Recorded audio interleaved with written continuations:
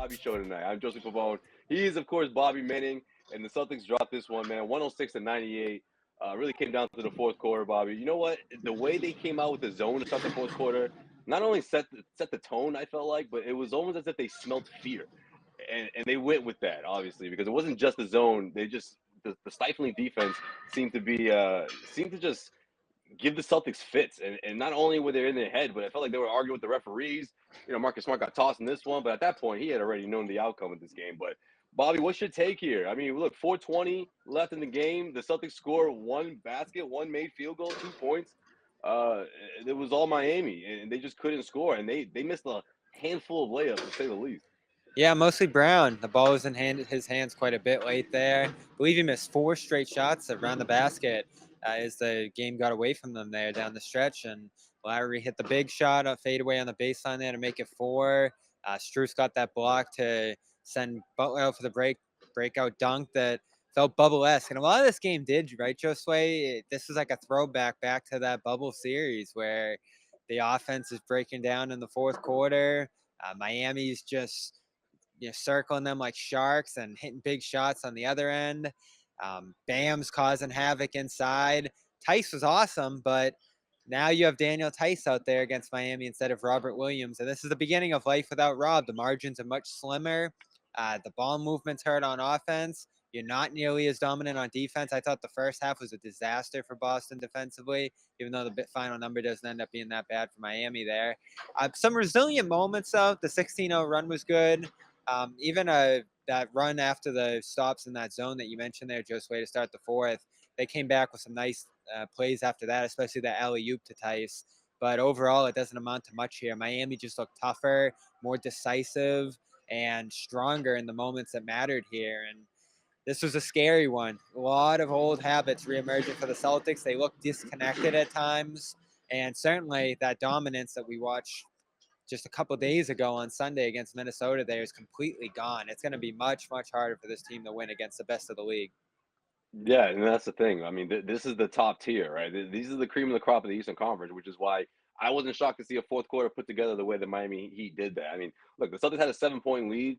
We know that can disappear within minutes, but you still had a pretty good feeling. At least I did. I mean, I thought it would go down to the wire. I didn't expect the well to run dry the way it did offensively for the Celtics. That's exactly what happened. I mean, yeah, of course, they're not the same defense without Robert Williams, nor are they the same on offense when he's not out there, but you got a heck of a performance, not only out of Daniel Theis. I thought Marcus Smart was tremendous at the point guard position. You know, flashy passes. He felt like he was in his bag.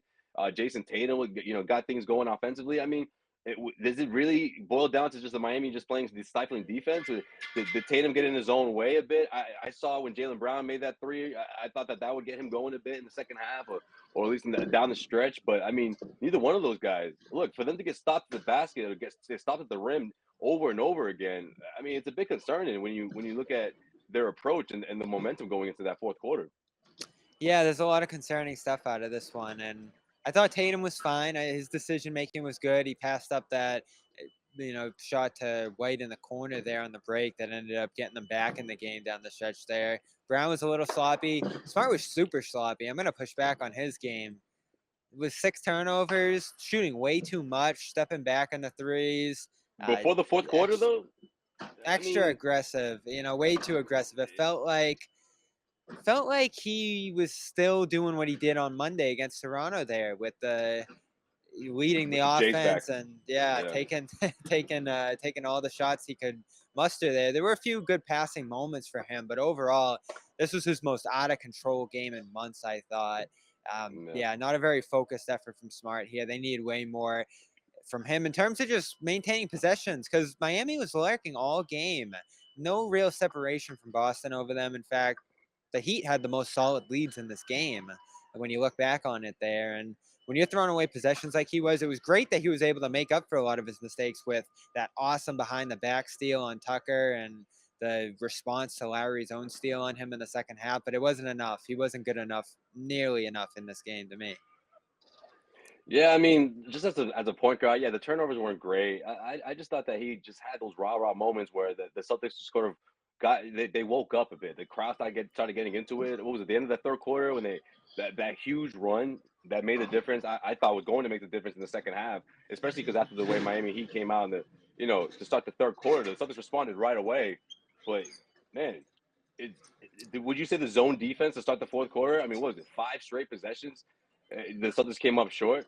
I mean, is it They shocking bounced to see back that? from that. Yeah, they bounced back from that, I thought. And that's the positive I'll take away from this one is they did go up against some resilient. They did have some resilient moments. They didn't score in the first 5 possessions there of the fourth quarter, and then they broke loose for 3 straight with that nice Tatum pass to Theis, and like I said, White throwing the alley oop to Theis. Theis was awesome in this game. He is the big silver lining here. But your regulars, Smart, Tatum, Brown, guys who have been better than this through this whole run here that they were on before the injury.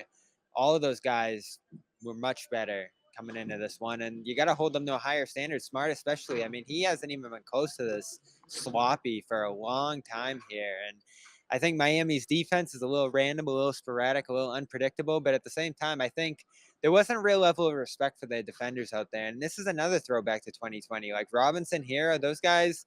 They confront Tatum a little bit, and he was trying to go right at them. He got frustrated with the officials. You look back on that big string of technicals and free throws that they allowed right before halftime as key points that you gave away there from Tatum's end. Brown trying to go right at Max Strus down the stretch didn't quite work.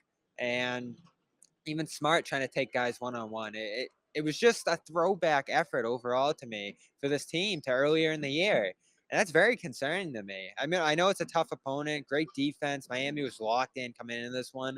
Felt like they needed this one a lot more than the Celtics did. Boston's still finding itself, so I'm not hitting the panic button yet. But some of the stuff you saw, Josue, it's got to be a little concerning, right? Right, yeah, a little bit, Bobby. But I mean, yes, you have to remember too. The Miami Heat, they knew this. They knew the circumstances, right? I mean, if they would Celtics win the tiebreaker, it would put them in a really tough spot, especially because Celtics would regain momentum in the standings. So I think the Miami Heat came in with that mindset, So you have to give them credit there, and especially with all the chaos they've been dealing with the past week. I mean, ever since the timeout scuffle, they've been having a hard time getting back on track. So I think they knew that this is that game, that perfect opportunity to do just that. But I was just beside myself with the Celtics offense to come up this short, especially when you're getting genuine looks at the rim. You're getting there. I mean, look, maybe the refs missed one call, maybe the Jaylen Brown move, not the one that he got the offensive, but the one where he got his shot blocked. Maybe he got smacked on that one, but outside of that, these were clean blocks. These were clean defensive possessions by the Miami Heat. And man, look, not to get ahead of ourselves here, but these two teams were to ever face in the playoffs, man. Like that would be a tough matchup for the Celtics, especially if Robert Williams is not in the mix. It's something they have to get over. It almost reminds me of like the Patriots and the Ravens there for a while, where Baltimore just had Brady's number. There were all those tough playoff losses against them. And it's almost like Tatum and Brown in this Miami group. Like you look at the matchup on paper again, even in a game like this where you don't have Rob, and we'll get to the impact of Rob's absence, I'm sure, here as we have some news on that now. But uh, there's just something intangible with this Heat group, the big shot making, the transition play. I thought they really set a tone for pace early in this game. And the Celtics, what was up with that start? Ime having to call a timeout 68 seconds in. Brown not covering Strus on a three. Grant and Smart lost on a pick and roll. I mean, there were some defensive lapses in this game that you haven't seen anything close to all year. Did you see that play, Josue, where Robinson and Bam had a little give and go play where Pritchard and Theis were just standing there Yeah, with yeah, Robinson running right past them? This is not right. stuff. This is not stuff that we've seen anything close to from this defense in a couple months here. And I think they'll be able to get that side of the ball right as these combinations and lineups start playing with each other a little bit more here. But this was a focus thing for me for Boston. They just did not do the little things here that Miami did from a intangible perspective as well as just a possession holding perspective. The turnovers, the breakdowns on defense, even the fouling, it all ended up, and both teams did end up fouling a lot. But it seemed to get in Boston's head, the officiating certainly, as Tatum, as I mentioned, had that rough stretch before half where he's looking at his family, wondering what's going on with the technical, and Smart's getting ejected in the final seconds. That's other stuff with this team that's kind of a throwback. The obsession with the officiating there. And that's something that undermined them too, I think, in this game. Final free throw totals, fairly even, I'd have to say, if I'm just guessing here. 23 for Boston, 25 for Miami. So no real discrepancy there. But the way Boston reacted, I know Miami picked up a tech too, but it did seem to affect the Celtics more the way this game was being called, especially You know what? after Smart got shoved out of bounds there. So we thought before Yeah, half. I was just gonna say, it looked like the Suns looked like the opposing teams that they were blowing out. And even though this wasn't a blowout, man, it just looked like they just wanted to complain to the officials, or they wanted it just to come easier for them, and that obviously wasn't the case. And even though they were able to get to the rim as many times as they did, they just didn't look comfortable out there. And look, you look at we talked about other guys stepping up here. Offensively, going up against this Miami Heat team that can be so stifling on defense. And outside of Tatum and Brown, I mean, it was just very. Oh, and Theis, excuse me, and Theis was solid. The offense just it's tough to wonder who's going to come up big, from night to night. Grant Williams has been shaky these past couple of games. Al Horford couldn't seem to find his rhythm. Outside of that, what was it, an and one play that got everyone going. It was almost as if when the offensive was clicking, when Celtics would go on their runs, they would get involved a little bit, but then they would shy away, or you wouldn't see them touch the ball as much. Peyton Pritchard was 1 for 3, coming off the bench in 20 minutes. Derek White had that 1-3. I thought that was going to catapult him to give him another one, and I feel like he didn't take another shot after that. So it's tough because you saw Tatum and Brown wanted to take things into their own hands, but when they didn't, you wondered where the rest of the offense was going to come from, or at least where was it up until that point, leading into the fourth quarter. Yeah, Brown had the blinders on. I throw a lot of this one on him, at least in crunch time there. You got to keep the ball moving. You got to keep it spinning around there. He was trying to crack it open late, and Miami's defense was just in a spot where they were really tightening it up. And Strus was fantastic covering them. They showed a crowd against them in the lane. I'm sure Ime's going to talk post game about getting out of that crowd, secondary dribble drives, all that different kind of stuff. And they did funnel the ball to Smart too out of a lot of those sets. Like Miami was very decisive in terms of where they sent the ball there. And their guys that looked like you could attack weren't so exposable. Like I didn't see the Celtics exposing Hero all that much, or Robinson. Those guys, they're tougher defenders than they look, and they all play on a string. Bam's in there to help. Butler's disruptive. Lowry certainly. Like there's a real Celtics-like defense there in Miami, and they've certainly been up there with Phoenix and some of these other great defenses in this year. Golden State, they grind it out on that end, and I think that's exactly what they did here. Brown, there were just some weird moments for him, getting caught on the dribble, throwing that weird pass out to Smart that he ended up stepping out of bounds after. Just the sloppiness of this game was unfathomable on the offensive end. And you do chalk up some of it to Rob being missing Josue. You certainly do. But how much of it was just them being in a close game and every possession mattering that much more, and them not front running as much there with the 20-point lead? Like things are going to be tighter for this group going forward. There's certainly some ways Rob would have helped you in this game, but the biggest thing they miss about him is his defense and the advantages that he builds out there on the floor in terms of possession for possession, creating extra possessions, breakouts, all the things that were giving the Celtics those 20-point leads. Now it just tightened that much more.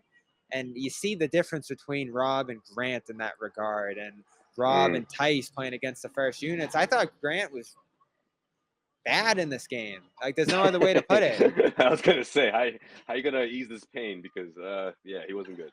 He's Spot lost start, Grant, yeah, against 20 point. starters. That's And 20 Grant. I looked at his net rating coming in as a starter this year. This was his 20th start, plus 0.3 Grant is in those spot starts. So you're looking at a massive drop off from Rob to Grant. And I know I haven't been on the show in a couple of games here since the injury. When I heard that he tore the meniscus there, I said, like this is not going to be good, because he was the X factor. He was the guy that put this team head and shoulders above other teams. You can still compete, as the Celtics showed here tonight. You can still play down to the wire against pretty much anybody, I think, but then you have to execute in crunch time. And this team, again, I don't have the record in front of me in terms of the crunch time. I still don't think they've answered that question of whether they can close out games. Well, yeah, that was the thing, right? During those incredible blowout wins, it was you didn't see them get those reps in terms of like Yeah. down the stretch games where they had to, not only win with the cushion, but they had to execute in those final minutes. This worries me, Bobby, because you have Tatum in the mix, you have Brown out there, 4 minutes left to go, and you expect to see more out of these guys. And granted, look, I'm giving Miami Heat a whole lot of credit here, the way their the defensive scheming was. But I can't help but wonder, how the Celtics team going to bounce back, or how they're going to look against other teams that they're going to meet that are reminiscent of the Miami Heat, right? Rob Williams not being out there, it's a humongous loss. But you look at the mid range game, guys like Jimmy Butler, guys that'll make you pay there, Kyle Lowry, Struss. I mean, I thought that was a steady thorn in the Celtics' side that just made them pay in the end because the Celtics weren't able to respond. They never responded in that fourth quarter, or at least after they recovered from the from the zone attack, briefly. Yeah, so much was self-inflicted too. You give this Miami team extra possessions, whether it's offensive rebounds, send them to the free throw line as much as you did here. Just a lot of ways to give an offense that really struggles, and Miami's did for stretches of this game here. You can't feed them as much as Boston did here, and I don't know. I'm just left feeling so discouraged out of this one because this is the level of competition. This is the defense that you're going to run into in the playoffs here, and is your defense able to trade blows with the other teams as much as it was able to before now? Like I said, I still feel confidence that they're going to get it together on that end. I guess the underrated thing about losing Rob is that passing, is that vertical spacing. I thought Tatum didn't have as much space in the pick and roll and on the ball as he did with Rob out there in this one. You I guess you get a little bit more shooting, but shooting's still a concern for this offense. There was a nice spurt in that first quarter, 6 of 14 to start the game, where you're hitting some threes. You end up struggling to close this one from deep, especially Smart. This offense has questions to answer here. Fishing 29% from deep, 41% from the field, all those turnovers. Those were an issue early in the year too, Josue, for their worst stretch there. I I don't know what the answer is. I have a guess though, and I said coming into this one, I don't know about Grant as a starter. I just don't. I don't know how well it transfers. I don't know how good of a duo he and Horford are, size wise, creation wise. There's not much pick and roll there that you can run between either of those two. I think Sounds there like might you want be. some D. I think you want some D Tice. Is I that what you're think saying, there's a Bobby? case. Think there's a case to start Daniel Theis out of this one. And if we're gonna D go Tice. positive, we're gonna go positive for a minute. Maybe it was because he was going against Dwayne Dedman, who fouled out in about like 6 to 10 minutes there. He was terrible off Miami's bench, but Tice showed you some things and things that are close enough to Rob, I'd say, where he can sort of replicate that role in the starting lineup. You go double big, you have size out Yeah. there, you have a roller, you have another guy that can shoot threes in the pick and pop there. I think there's a ton you can do with Tyson that starting lineup, whereas Grant's just sort of that catch the ball in the corner and shoot and maybe put the ball on the floor a little bit guy. And he was doing some goofy stuff out there, like catching an offensive rebound and falling on the floor, forced them to call a timeout. Like there was a real intensity, physicality to these two starting lineups. I think that Grant didn't meet. Yeah. Tice, he's gonna foul. He's gonna make some mistakes out there, but you don't question his size, his competitiveness, his intensity in those moments. And he's been in these battles, right? Like he was the Yes, I starter was in just that gonna say 2020 that. East Right. Finals, and he had a I was tough gonna time say, with yeah, Bam. But now you have Horford to guard Bam. Tice could probably guard a PJ Tucker in a game like this. We're going to see Tice enter the starting lineup at some point, and I think that's what the Celtics are going to have to do entering the playoffs ultimately. Keep White, yeah, Grant, Neesmith, Pritchard, keep that bench unit together. Ime likes keeping those guys in their roles, and Tice effectively jumps up from not having a role at all to playing a pseudo Rob role, and maybe he can do some of that weak side help defense stuff that Rob was doing there. That's where I thought the Celtics might go, but obviously not tonight in the immediate aftermath of the injury. yeah. I'm with you, Bobby. I think that's the next move here because not only is he proven himself, but he wants to be in this opportunity, right? I think he sort of he was granted the trade happened. He wasn't quite sure that was going to happen. He was more than happy to be here, and then now that he's in this position, I feel like he's more than happy to go up against guys like the Miami Heat or any of the top tier teams in the East. I mean, he's been itching for competitive basketball. I mean, think about it. He was in Houston. Like, he didn't think he'd be playing, in the spring, but here he is. And like you said, that series in 2020, that bubble series, that's something the Celtics will never forget. I mean, Jayson Tatum in that interview where he was so open with JJ Redick, he mentioned that, how much he matured from that series and the one against Toronto, even though he won that, it wasn't easy. But this one against Miami, I mean, this is unfinished business. If you're Jayson Tatum, if you're Marcus Smart, if you're Daniel Theis, I mean, like that's something that I think they all had that in their mind going into this one, and they got to be really upset about the outcome because man, Miami took their lunch money in that fourth quarter.